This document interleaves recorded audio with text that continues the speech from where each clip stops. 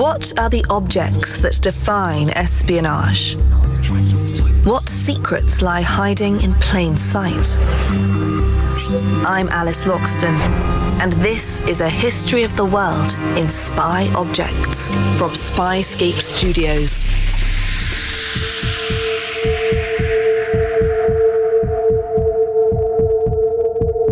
There's a saying you'll know. It goes, "A picture is worth 1,000 words."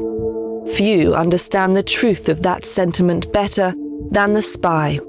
For the undercover operative, the clandestine photograph is an essential part of the intelligence toolkit.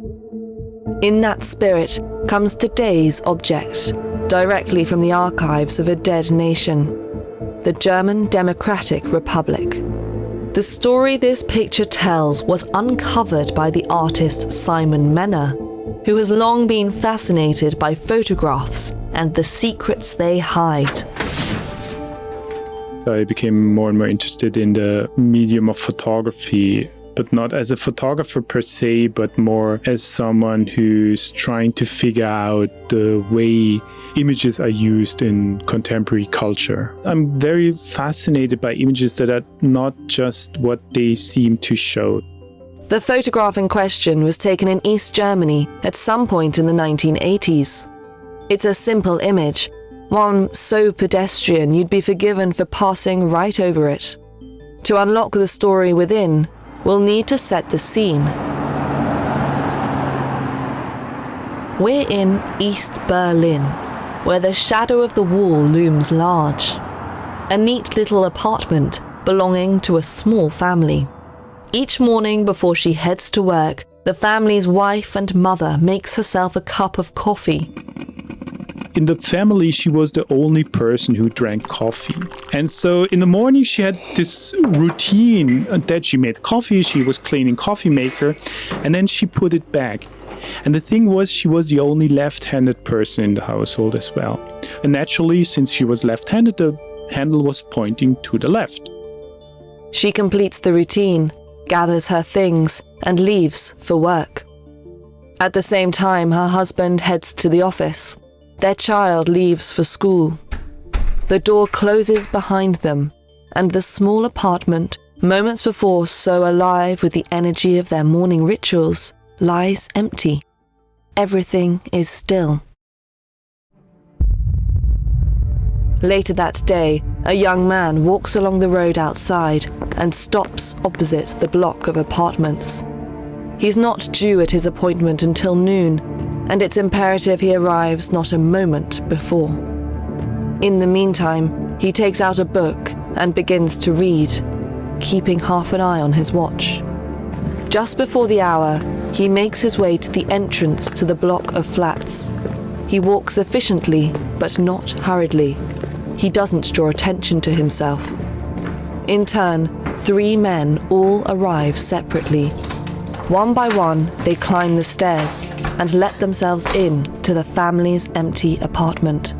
Once inside, and only then, they greet each other in hushed voices. One of them puts on a pot of coffee, and then they sit down at the kitchen table to talk. Once their discussion has reached its conclusion, they stand, taking care to leave everything that they have touched exactly as they found it. At 6 o'clock, when the family returns home, the flat appears undisturbed. How many times do they repeat this ritual undetected?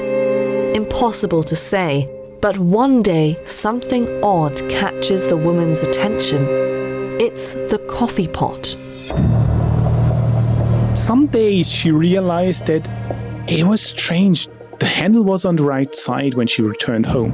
And she asked her husband about that. And he denied everything. He said, "You're crazy. What are you talking about, woman? You're the only one. Of course I'm not drinking coffee. You know that. We are married." And they were married for many years. But despite her husband's protests, she was sure she wasn't crazy. It kept happening. She'd leave the coffee pot with its handle facing left and return to find it pointing right. And she was suspicious, but it stopped. At one point, it stopped. So the coffee maker was always left in the right way. with a handle on the left. The woman was still uneasy, but with time, the memory faded. The years went by. By 1989, protests erupted on the streets of Potsdam and all the cities of the East German bloc. People wanted political reforms, freedom to travel, free elections. The wall must go. The GDR's leaders made desperate concessions and promised more freedoms, but it was too little, too late. On the night of November 9th, hundreds of thousands of East Berlin residents broke down the wall that had kept them from their neighbors. People left East Germany in droves, but not the woman with the coffee pot. Her husband died before the wall fell. And after the fall of the Berlin Wall, as many people in East Germany did, she started dealing with the history of East Germany, and she went through the Stasi archive to look at her own files. That archive was, and remains, housed in the newly unified Berlin. In the early 1990s, curiosity got the better of her. She asked for her file to be pulled. Behold, she found this file regarding her own flat. She opens the file and begins to read. There before her are the details of her husband's agreement with the GDR. He had been an informant connected to a web of Stasi agents. She never learned that her husband, the father of her child, had Stasi contacts. She didn't know that her husband, when she was gone for work, her husband rented out the apartment to Stasi agents as an informal flat. Suddenly, faded memories shift into focus.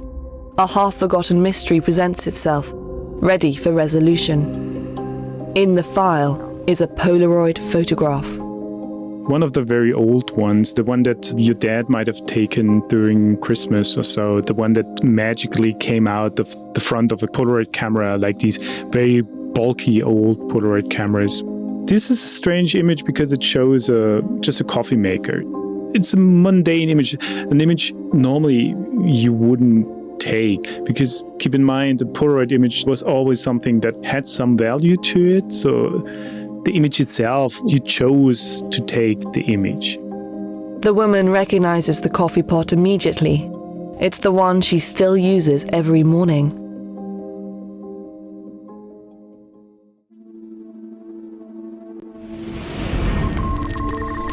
Looking at this photo in the eerie archive takes her mind back to that uncomfortable conflict years earlier. She had been certain that the coffee maker wasn't as she'd left it when she came home from work. Her husband had accused her of madness, paranoia. As a matter of fact, she was not paranoid. She realized something was going on. Now she understands that her husband bluffed his way out of a tight spot. He was a hair's breadth from being outed as the informant he was. And clearly, he'd been rattled by his wife's detective work. And her husband went to the Stasi and told them, okay, no, you have to leave the coffee maker exactly the way you find it, because my wife got suspicious. But then this caused paranoia in the Stasi as a reply, because now the agents had to really focus on leaving the coffee maker as they found it before. And so the Stasi took this one image, this one Polaroid image, as an explainer on how to leave the coffee maker behind, how to take care of this coffee maker and how to not leave traces, because we left traces, so we have to be paranoid about leaving traces or not. So this image of a coffee maker is not just the image of a coffee maker, it's the image of a paranoid system. Simon has found hundreds of images like this one. The inner workings of Stasi agents trying to hide their tracks. Polaroid cameras were imported to the GDR for this very reason. Before the age of digital cameras and smartphones, how else could an agent create an immediate record of a scene? A reference point to be reassembled after a property had been ransacked for secrets. Now those photos exist as domestic postcards from another time, another planet. ready to be deciphered by a new generation of truth seekers.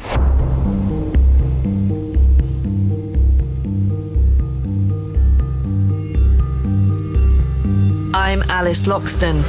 More secrets await in the next episode of A History of the World in Spy Objects from Spyscape Studios.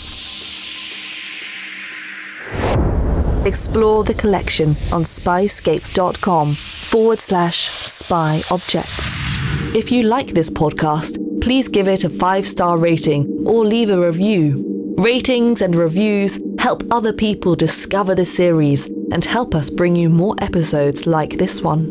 Or why not forward the podcast to a friend? And thank you for listening.